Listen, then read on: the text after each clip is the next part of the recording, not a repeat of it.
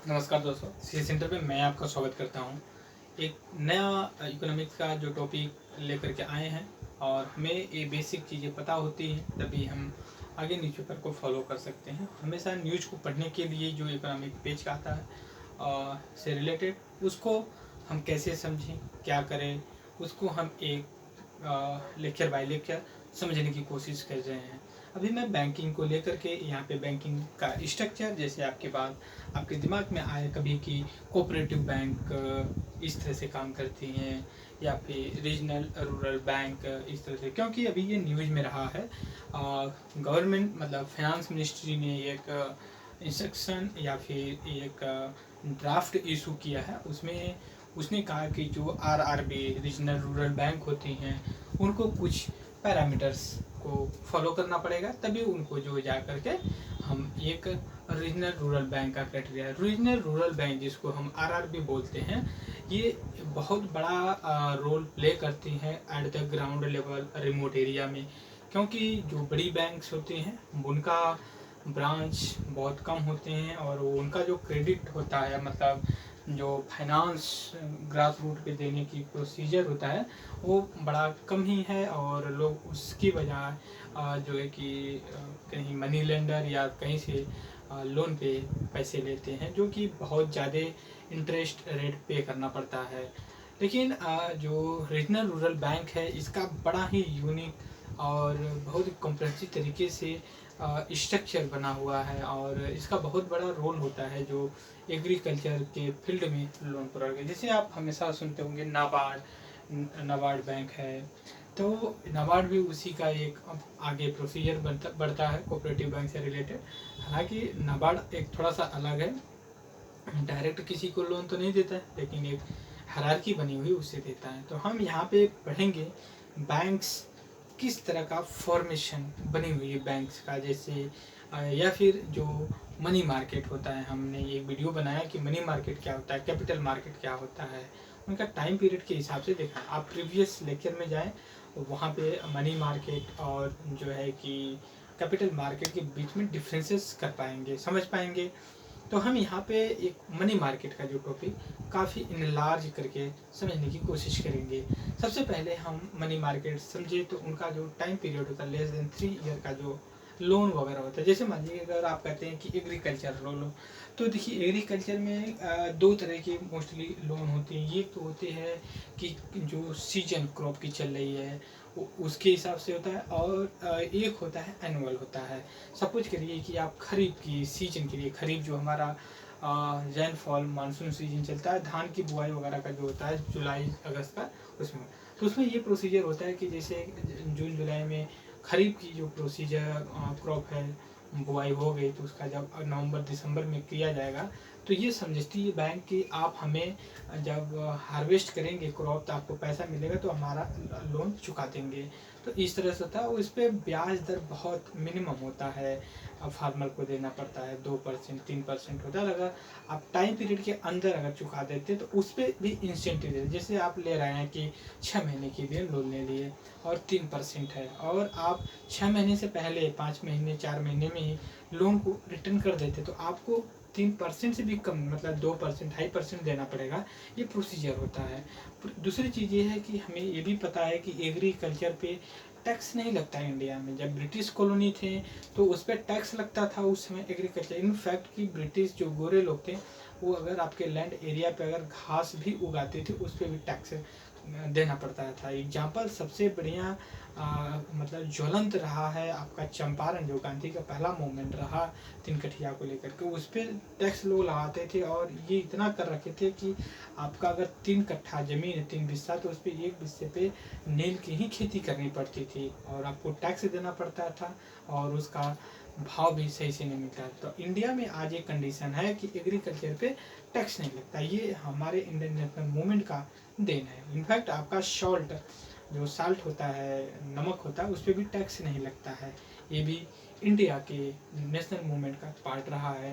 आपको सभी को पता होगा कि जो साल्ट मूवमेंट चला था उसी के एक्सपेंशन को कहते हैं सिविल डिसोबीडियंस मूवमेंट 1930 में। तो हम यहाँ आते हैं बैंक को देखेंगे। बैंक दो तरह से हम क्लासीफाई करेंगे, या फिर बैंक मनी मार्केट को, या ऑर्गेनाइज करेंगे, एक अनऑर्गेनाइज करेंगे। सबसे पहले हम अनऑर्गेनाइज को देख लेते हैं। अनऑर्गेनाइज का मतलब हो गया कि कोई मान लीजिए कि ब्याज पे पैसे देता है, जैसे बनिया होते हैं लोग ब्याज पे पैसा देते हैं, या फिर ऐसा कोई मनी लेंडर है किसी को। तो इनमें दिक्कत क्या होती है? दिक्कत ये होती है, अगर आप मदर इंडिया मूवी देखे हों तो उनमें ये अनऑर्गेनाइज सेक्टर का बड़ा ही कॉम्प्रहेंसिव तरीके से आपको वहाँ मिलेगा। और अब तो मान लीजिए कुछ सुधर गए हैं लोग जो लोन देते हैं अनऑर्गेनाइज सेक्टर का, लेकिन आज से बहुत समय पहले अगर देखें तो वो बहुत अलग तरीके से लोगों को एक्सप्लॉइट करते थे। वो आज 100 रुपये देते थे तो कल 300 रुपये लेते थे, फिर भी उनका कर्ज नहीं चुका पाते थे जो लोन लेते थे। तो मदर इंडिया में वो बड़े अच्छे से अनऑर्गेनाइज मनी लेंडर हो गया, कोई से उधार ले रहे हैं, मतलब उनका कोई प्रॉपर सिस्टम हो, वो जो कि अपने मनचाहे ब्याज वसूलते हैं। दूसरा आ जाता है जब हम ऑर्गेनाइज सेक्टर की बात करते हैं, जिसमें मोस्टली हम बैंकिंग या इंस्टीट्यूशन की बात करते हैं जो एक प्रोविजन के हिसाब से लोन प्रोवाइड करवाते हैं। तो यहाँ पे हम देखते हैं पहली बार कि ऑर्गेनाइज मार्केट जो है हमारा यहाँ पे दो तरह की, एक बैंकिंग सेक्टर है और एक सब मार्केट की बात करता है। यहाँ पे हमारा फोकस इस पे नहीं रहेगा इतना, लेकिन ये इस पे रहेगा। ये मोस्टली आप इंस्टीट्यूशन को ही मान लीजिए, इंस्टीट्यूशन के बारे में। लेकिन यहाँ पे हम बैंकिंग सेक्टर को पढ़ने की कोशिश करेंगे। बैंकिंग सेक्टर को हम 3 क्राइटेरिया में डिवीजन कर रखे हैं। बैंकिंग क्राइटेरिया को अगर आप यहाँ देखेंगे, एक कोऑपरेटिव बैंकिंग हो गई, यहाँ पे आप देख सकते हैं, दूसरी होगी कॉमर्शियल बैंकिंग हो गई, और तीसरी रीजनल रूरल बैंक हो गया। अभी हम यहाँ पे बस एक बेसिक स्ट्रक्चर पढ़ने की कोशिश करें, उसके बाद हम कॉमर्शियल बैंक किस तरह से हैं, क्या काम करते हैं, कौन से कानून है, कोऑपरेटिव बैंक कैसे है, क्या है इनका, हम जैसे कि टॉपिक ए फिर बी और सी करके हम यहाँ पे डिस्कस करेंगे। अलग 3 वीडियो और मैं बनाऊंगा इनसे रिलेटेड। दूसरी चीज़ ये है कि अगर यहाँ पे कोऑपरेटिव बैंक को देखें तो cooperative bank as a institution credit provide करते हैं। ये भी एक लीगल प्रोविजन के अंदर ही चलती है। हमारे यहाँ एक जो है कि यहाँ रूरल एरिया में तो नहीं, अगर हम मुंबई बेंगलुरु जैसे जाए तो वहाँ कोऑपरेटिव सोसाइटी चलती हैं, उन्हीं को कोऑपरेटिव बैंकिंग के नाम से जाना जाता है। दूसरी चीज़ें थे रीजनल रूरल बैंक के बारे में हम डिस्कस करेंगे, और तीसरा ये जो है कि हमारा कमर्शियल बैंक। कमर्शियल बैंक ये हो गई, जैसे मान लीजिए हमारी पब्लिक सेक्टर बैंक हो गई या प्राइवेट सेक्टर बैंक हो गया, जैसे अंबानी कोई बैंक खोल दे जियो बैंक करके।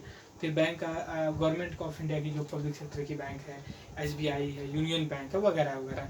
तो जो गवर्नमेंट का ऑनरशिप वाली बैंक बनती है, मतलब कि 100% नहीं, मोर देन 50%, मोर देन 51%, अगर 51% या 51% से ऊपर अगर शेयर राइट अगर गवर्नमेंट का, तो उसको हम पब्लिक सेक्टर की बैंक कहते हैं।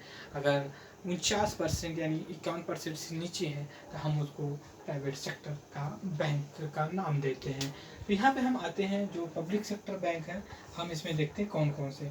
एक तो SBI के जितने ग्रुप हैं उसको हम देखेंगे आगे चल के, और अदर नेशनलाइज बैंक है। जैसे हमें पता है कि हम 2 बार नेशनलाइज, एक जो कि 1969 में बैंक का नेशनलाइजेशन किया गया, और एक 1980 में नेशनलाइजेशन किया गया। नेशनलाइजेशन का मतलब ये है कि हम प्राइवेट बैंक को गवर्नमेंट के अंदर ले लें, गवर्नमेंट का शेयर कर ले। जैसे मान लीजिए कि कोई एक बैंक है, यहाँ पे मान लीजिए बैंक है और इसका 100 रुपये का वैल्यू है।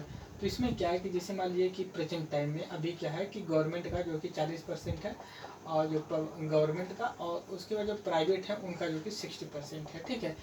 तो जो प्राइवेट है तो गवर्नमेंट क्या करेगी इसको, ये तो अभी तो क्या है प्राइवेट बैंक है, अब इसको पब्लिक सेक्टर की बैंक करना है। तो गवर्नमेंट क्या करेगी कि अपना 51% शेयर होल्डर बढ़ा करके यहाँ से कर लेगी, इंक्रीज कर ली, और इसका जो है कि आ जाएगा 49 हो जाएगा। तो इससे क्या है, दूसरी चीज़ है कि प्राइवेटाइजेशन, जो प्राइवेट बैंक है उनको नेशनलाइजेशन करने से क्या फायदा है कि जो डिपॉजिट करते हैं पब्लिक है, गवर्नमेंट बैंक में ज़्यादा ट्रस्ट करते हैं, यही चीज़ें होती हैं। तो हम अगला जो वीडियो बनाएंगे कोऑपरेटिव बैंक पे, एक कमर्शियल बैंक पे, और एक रीजनल रूरल बैंक पे। तो इस वीडियो में बस मैं इतने पे ही रुकता हूँ अपने इस वीडियो को, और आगे इसको कंटिन्यू करेंगे। बैंकिंग पार्ट 1 है, पार्ट 2, पार्ट 3, पार्ट 4 आने वाला है, उसको हम डेप्थ में डिस्कस करें। Thank you very much for discussion.